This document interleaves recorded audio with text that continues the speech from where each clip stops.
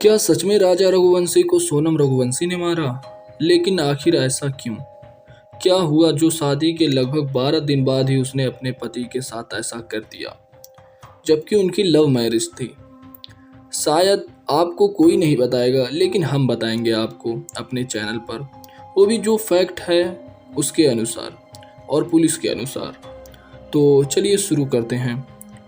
तो guys, welcome back to my channel. हम लोग लेकर आ चुके हैं फिर से एक न्यू केस। अगर तुम लोगों को वीडियो अच्छी लगेगी तुम लोग वीडियो को लाइक कर लेना, और अगर तुम लोगों को ऐसे केस सुनने में इंटरेस्ट है तो चैनल को सब्सक्राइब ज़रूर से कर लेना।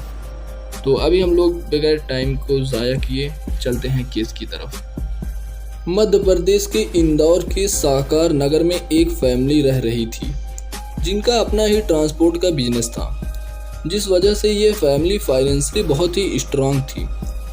और इन्हीं का एक बेटा था जो कि उनका सबसे छोटा बेटा था, और इसका नाम था राजा रघुवंशी। राजा की उम्र लगभग 30 साल के अराउंड थी। राजा भी अपने भाइयों की तरह ही अपने ट्रांसपोर्ट कंपनी में ही कंट्रीब्यूट कर रहा था, जिस वजह से यह सब कुछ अच्छा ही चल रहा था। लेकिन इसी दौरान 2025 में ही मार्च महीने के अराउंड उसकी मुलाकात होती है सोनम से। सोनम एक प्लाईवुड कंपनी की एचआर थी, जिसके बाद दोनों रिलेशनशिप में आ जाते हैं और लगभग 2 महीने में ही यह दोनों प्लान कर लेते हैं शादी करने की, जिसके चलते यह दोनों अपनी अपनी फैमिली में बात करना शुरू कर देते हैं। इसके बाद यह मामला आगे चलता है।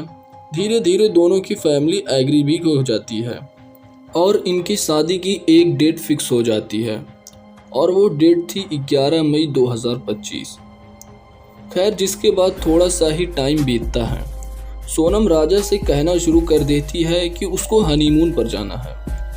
राजा के सामने सोनम जितना भी डेस्टिनेशन बता रही थी, राजा ने मैक्सिमम जगहों पर यही बताया कि वो पहले ही वहाँ पर विजिट कर चुका है, जिसके चलते यह प्लान करते हैं कामाख्या देवी टेम्पल जाने का, और वहीं से उनको शिलोंग जाना था। जिसके बाद 20 तारीख को यह अपनी फ़्लाइट लेते हैं, जहां पे वह पहले इंदौर से बेंगलोर की फ़्लाइट लेते हैं और फिर बेंगलोर से गुवाहाटी की फ़्लाइट लेते हैं। जिसके बाद यह कामाख्या देवी टेम्पल भी जाते हैं, जैसा उनका सबसे पहले प्लान था। और इस टेम्पल में विज़िट करने के बाद अपनी फैमिली को यह सब कुछ बताने के बाद किस तरह से वह वहां पहुंच गए हैं, उसके बाद वो शिलोंग के लिए निकल जाते हैं। लगभग 2 से 3 दिन इनको इस जर्नी में हो गया था।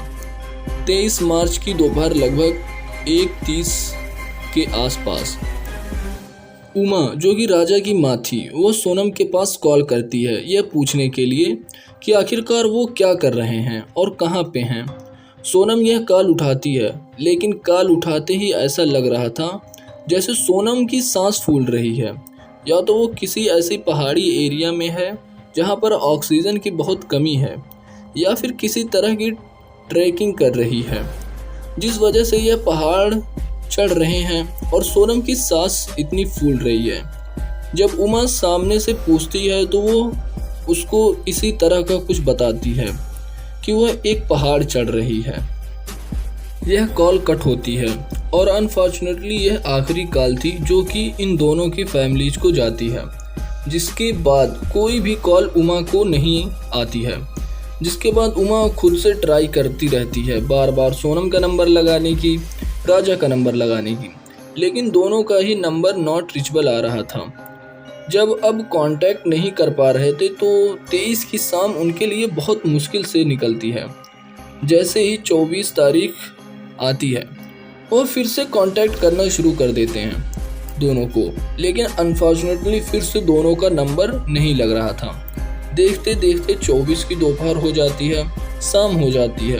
अब फैमिली समझ गई थी शायद दोनों किसी बहुत बड़ी प्रॉब्लम में हैं, जिसके चलते जो राजा की फैमिली थी वह सोनम की फैमिली को भी कॉल करके इन्फॉर्म कर देती है कि इस तरह की बात हुई है, और 23 तारीख की दोपहर के बाद से उनसे कोई भी कांटेक्ट नहीं हो पाया है। वह जानते हैं शायद यह किसी न किसी तरह के खतरे में है। दोनों फैमिलीज में डिस्कशन होता है, जिसके बाद दोनों फैमिली से एक एक मेंबर शिलोंग जाने के लिए रेडी होता है। राजा की फैमिली से उसका भाई विपिन और सोनम की फैमिली से उसका भाई गोविंद दोनों इमरजेंसी फ्लाइट लेते हैं और दोनों शिलोंग पहुंचते हैं। वहां पहुंचकर उनको सबसे बड़ी प्रॉब्लम यह नहीं थी कि उन्हें सोनम या फिर राजा को ढूंढना है, बल्कि सबसे बड़ी जो प्रॉब्लम उनको आ रही थी वो आ रही थी लैंग्वेज की। मैक्सिमम लोगों को वो लैंग्वेज नहीं आती थी जो यह समझ पाते थे, और इसी के चलते मेघालय पुलिस भी उनकी कोई मदद नहीं कर पा रही थी। मतलब दोनों में ना तो अंडरस्टैंडिंग हो पा रही थी और ना ही वो सारा का सारा मैटर समझा पा रहे थे आखिरकार यह बोलना क्या चाहते हैं। जिसके बाद विपिन और गोविंद अपने अपने घर पर कॉल करते हैं, जहां पर वो उनको बताते हैं कि उनको सोशल इन्फ्लुएंसर की मदद लेनी चाहिए जो किसी न किसी तरह से यूट्यूब पे, इंस्टाग्राम पे, इन जगहों पे दोनों की फ़ोटो या फिर वीडियो वायरल कर सकें, जिसके चलते लोगों तक यह सब कुछ पहुँचे। इनफैक्ट उन्होंने किसी भी इंसान के लिए जो भी इन दोनों के बारे में इंफॉर्मेशन देगा 5 लाख का इनाम भी रख दिया था। जिसके बाद थोड़े ही टाइम में यह वीडियो वायरल होनी शुरू हो जाती है। देखते देखते यह फ़ोटोज़ और वीडियो मध्य प्रदेश के सीएम और मेघालय के सीएम दोनों के पास पहुंच जाती है, जिसके बाद यह केस धीरे धीरे हाई प्रोफाइल केस बन चुका था। मेघालय पुलिस इन्वेस्टिगेशन में लग जाती है कुछ टीम बना के, जो शायद अभी तक एक्शन में नहीं थी। धीरे धीरे उनको एक इंसान के बारे में पता चलता है जिसका नाम था सागर सेन। सागर सेन ने बताया कि यह जो कपल था उसने मुझसे एक स्कूटर किराए पर लिया था 4 दिन के लिए। इस स्कूटर का नंबर था ML05881472। लेकिन यहाँ पे एक बहुत ख़ास बात थी। सागर ने बताया कि यह जो स्कूटर था इसमें GPS भी था, जिसके चलते वह उसकी लोकेशन ट्रैक कर सकते हैं। आखिरकार यह स्कूटर है कहाँ, जिसके चलते अभी वो इस लोकेशन को ट्रैक करने ही वाले थे। लेकिन उससे पहले ओसारा हिल नाम की जगह से एक कॉल आती है। वह बताता है कि जिस तरह के स्कूटर की वो तलाश कर रहे हैं वह ओसारा हिल्स के पास एक गांव में पड़ा हुआ है और उसकी चाबी भी इसी स्कूटर के साथ ही है। थोड़े ही देर में पुलिस यहाँ पे इस लोकेशन पे पहुँचती है और वो उस स्कूटर को उसी हालत में देखती है जिस हालत में उस लोकल ने पुलिस को बताया था। ऐसा लग रहा था स्कूटर पिछले 2 से 3 दिनों से यहीं पर पड़ा है। और फिर मेघालय में NDRF, स्कॉट disaster, drones, even dogs squad तक की हेल्प ली जाती है। लेकिन यह सब कुछ इतना आसान नहीं था, क्योंकि मौसम इस समय इस ओसारा हिल्स के एरिया में बहुत ही ज़्यादा ख़राब हो चुका था, जिसके चलते पहाड़ों पर ना कोई इंसान जा सकता था और ना ही जानवर। राजा और सोनम के हनीमून पे आने के लगभग 11 से 12 दिन बाद पुलिस को एक इन्फॉर्मेशन मिलती है कि सहारा के टैक्सी स्टैंड के पास एक डंप एरिया है जो कि एक खाई है, और ये जो खाई थी यह लगभग 200 मीटर की खाई थी। और वहाँ पे ड्रोन की मदद से पुलिस को एक लाश दिखी थी, लेकिन यह लाश देखने में क्लियरली लग रहा था कि बहुत पुरानी है, जो कि काफ़ी हद तक डिकम्पोज्ड हो चुकी थी। जिसके बाद पुलिस राजा के भाई को इस लाश की पहचान करने के लिए बुलाते हैं। लाश का फेस तो बिल्कुल भी पहचान में नहीं आ रहा था और ना ही बॉडी पहचान में आ रही थी, लेकिन उसके बाजू पे एक टैटू था जिस पे राजा लिखा हुआ था, और इसी टैटू से राजा का भाई विपिन पहचान लेता है कि यह लाश किसी और की नहीं बल्कि राजा की ही है। इसके अलावा उसके हाथ में एक इलेक्ट्रॉनिक वॉच थी जो कि राजा की ही थी। अब यहाँ पे बातें क्लियर हो गई थी कि यह लाश राजा की है। फैमिली बहुत दुखी थी। उस दुख से भी ज़्यादा टेंशन उनको इस बात की थी कि एक लाश तो मिल गई है, लेकिन जो उनकी बहू थी आखिरकार वो कहाँ है। खैर, लाश की पहचान होने के बाद पुलिस उसको पोस्टमार्टम के लिए भेज देती है। 2 दिन के बाद ही लाश राजा की फैमिली के पास पहुंचा दी जाती है, जहां पर 4 जून को अंतिम संस्कार भी हो जाता है। इसके बाद 4-5 दिन निकलते हैं, लेकिन पुलिस के हाथ कुछ भी नहीं आया। 8 और 9 जून की रात के लगभग 1 से 2 बजे के अराउंड सोनम अपने भाई के पास कॉल करती है और बताती है कि वो वाराणसी और गाजीपुर के मेन रोड पर एक ढाबा है, काशी ढाबा, वहाँ पे है। जिसके बाद वह लोकल पुलिस को कॉल करते हैं और 3 बजे के अराउंड पुलिस इस ढाबे पे पहुँच जाती है। सोनम की हालत इस समय ऐसी थी कि पुलिस उसको आइडेंटिफाई ही नहीं कर पा रही थी, लेकिन अब कंफर्म हो गया था कि सोनम जिंदा है और बहुत जल्द अपने घर पहुंचने वाली है।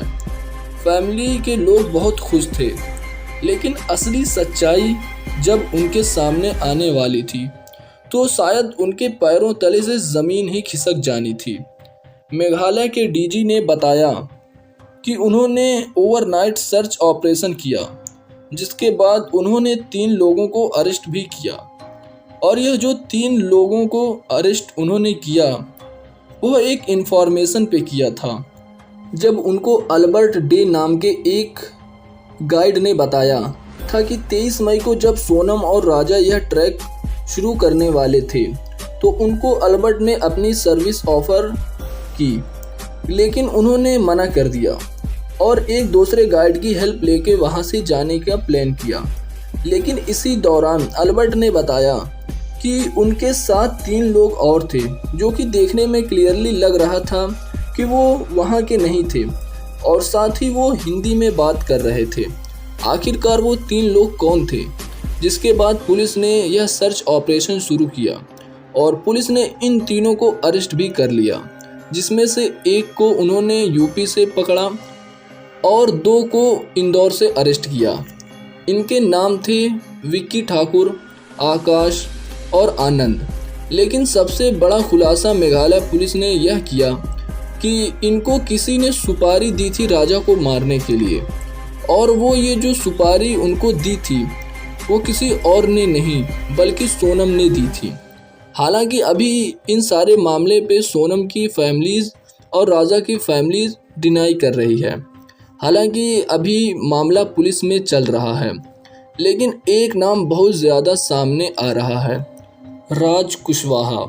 रिपोर्ट की माने तो राज और सोनम एक दूसरे को राजा और सोनम की शादी से पहले से जानते हैं और यह दोनों किसी तरह के रिलेशनशिप में थे, जिसके चलते सोनम ने यह सब कुछ करवाया। खैर थोड़े ही दिनों में यह मामला खुल भी जाएगा। तो गाइस ये वीडियो यहीं पे ख़त्म होता है। अगर तुम लोगों को वीडियो अच्छी लगी तुम लोग वीडियो को लाइक करो, और अगर तुम लोगों को ऐसे केस सुनने में इंटरेस्ट है तो तुम लोग चैनल को सब्सक्राइब कर लो। और अगर तुम लोगों को इस वीडियो में कोई भी कमी लगी है तो तुम लोग कमेंट में बताओ, ताकि मैं उसको सही करूँ और एक अच्छी वीडियो बना सकूँ। तो चलो मिलूंगा तुम लोगों से नेक्स्ट वीडियो में नेक्स्ट केस के साथ। तब तक के लिए गुड बाय, टेक केयर।